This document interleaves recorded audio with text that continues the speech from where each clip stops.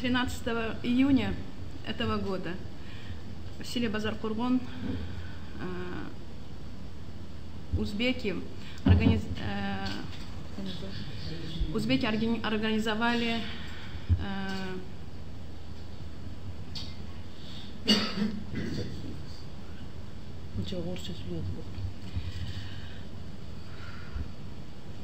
узбеки собрались, где-то толпа была где-то больше 1000 человек. И эта толпа хотела взорвать вот этот мост, стратегический мост по дороге Ош-Бишкек. И эта толпа была вооружена самодельными вот этими арматурами, специальными для убийства людей, а также у них были автоматы. В тот день, когда пришло сообщение об этом, мой муж находился на работе. И тогда начальник милиции, где-то около 15 человек, 15 милиционеров пошли туда, чтобы разогнать вот эту толпу. Они все милиционеры туда пошли без оружия. Когда они туда пошли, никого не послушались, милиционеров никто не послушал, не послушались, и началась тогда,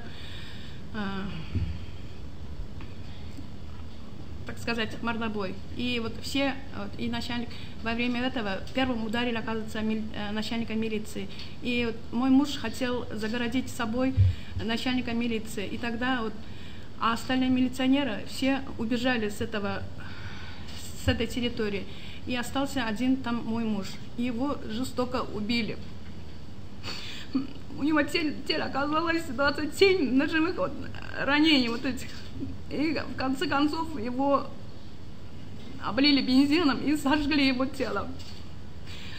Вот жалко, вот мне вот не хочу, никак не могу я просить вот этих людей, вот, которые вот, коллектив вот этот, потому что вот он 20 лет проработал. Вот даже мне обидно с какой-то стороны, потому что 20 лет назад вот именно вот у нас 18 июля должна была юбилей 20-летний. Мы именно по закону, мы были одноклассниками вместе, учились в одной школе, в одном классе. Мы поженились именно во время вот в 90-м году тоже была вот эта война между киргизами и узбеками.